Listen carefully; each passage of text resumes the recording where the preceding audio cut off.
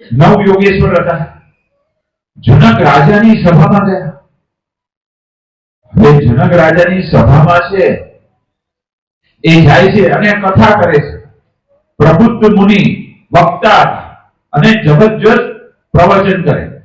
જ્યાં જાય ત્યાં જાહેર સભા હોય ત્યાં પ્રબુદ્ધ મુનિની પ્રવચન કરતા હોય, કથા કરતા હોય અને એમાં રાજાની હાજરીમાં એ અદ્ભુત સભાનું આયોજન જનક રાજાની હાજરીમાં થયું મિથિલા નગરીમાં.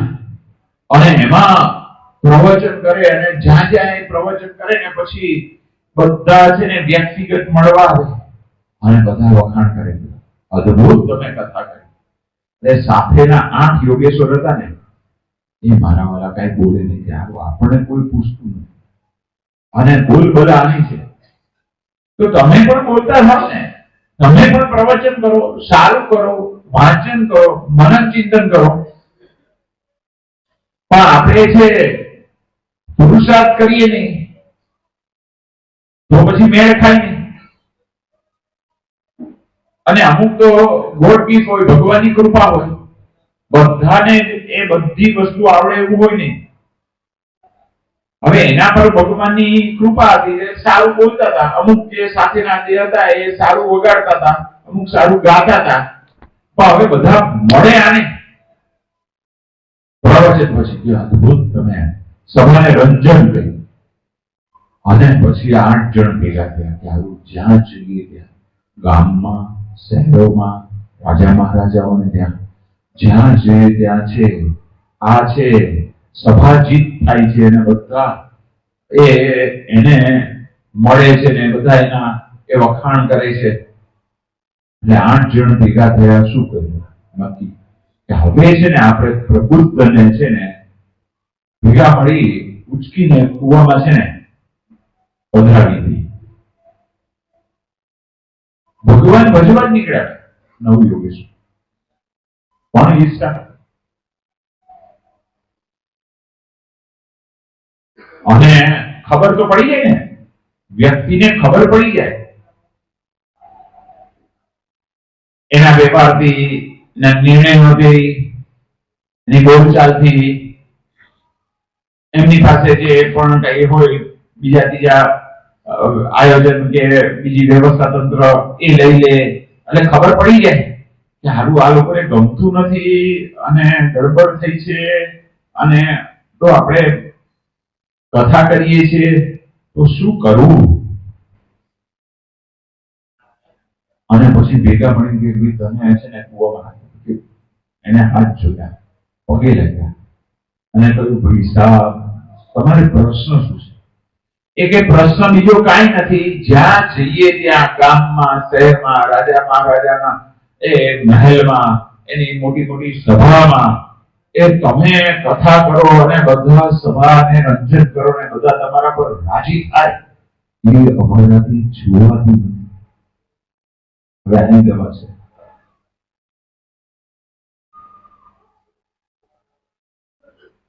રોગ બધા અત્યારે કહે છે કે મનના રોગ છે અને એને લઈને શરીરમાં રોગ થાય છે. મેડિકલ સાયન્સ પણ અત્યારે સ્વીકારે છે.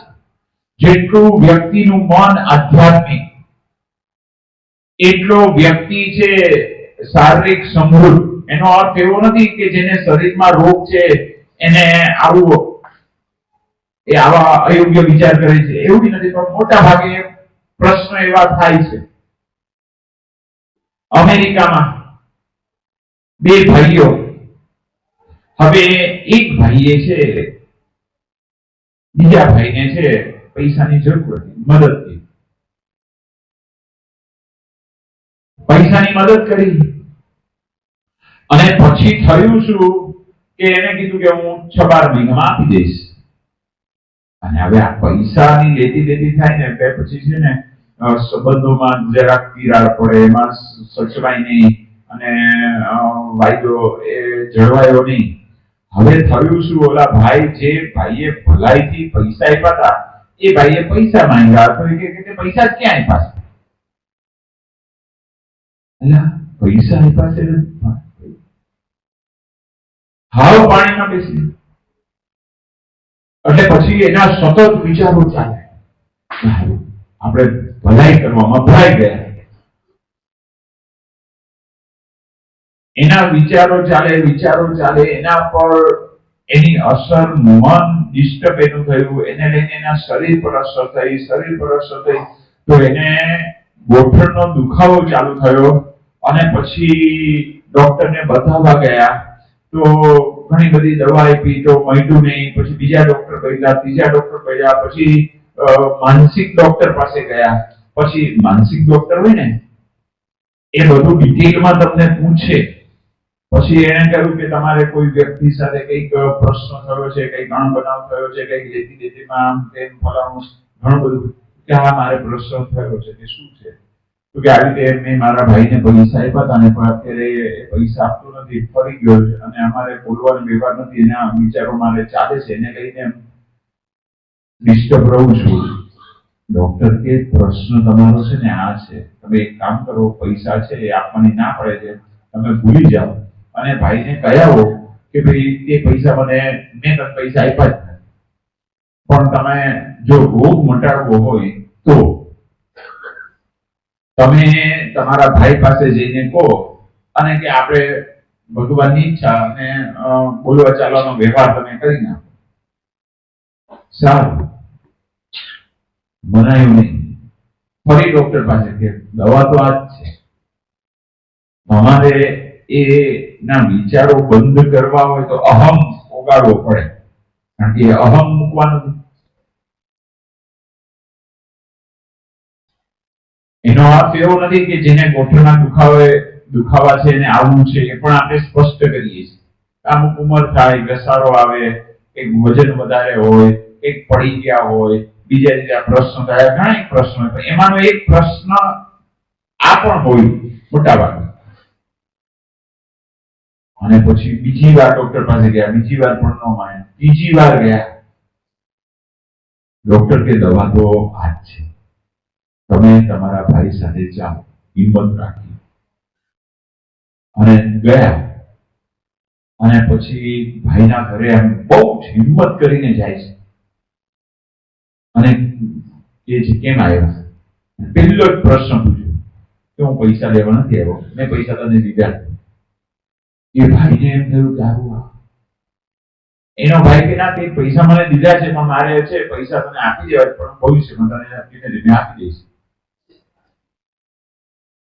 એમ કરતા છે એ લોકોને સંબંધો પાછા છે એ શરૂ થઈ ગયા. અને આશ્ચર્ય, અઠવાડિયા 15 દિવસમાં છે વિચારો એના બધા બંધ થયા, એને ગોઠણનો દુખાવો જતો.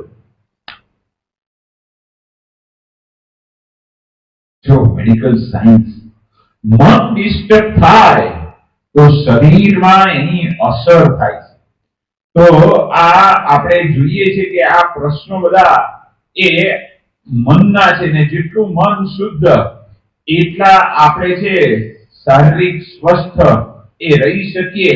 તો આપણને આ સમજાય છે કે ઈર્ષા મુક્ત આપણું જીવન થાય તો આપણે છે જે ભગવાને આપણને સમૃદ્ધિ આપી છે, ગાડી, બંગલા, રહેવાની ફ્લેટ, XYZ, જેને જે વ્યવસ્થા હોય, બધાને જુદી જુદી વ્યવસ્થા હોય, એનો આનંદ આપણે માણી શકીએ. હા, પુરુષાર્થ કરવાનો, આગળ વધવાનો. એક ફેક્ટરી છે તો 2 ફેક્ટરી કરો.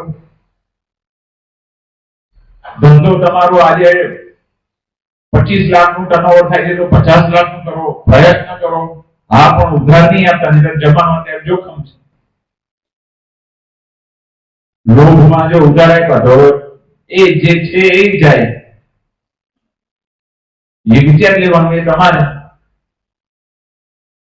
કારણ કે હવે જમાનો બધું બદલાઈ ગયો છે. ક્રેડિટમાં તો ગડબડ થાય છે મોટે ભાગે, ઘણા બધા હરિભક્તો કેસ.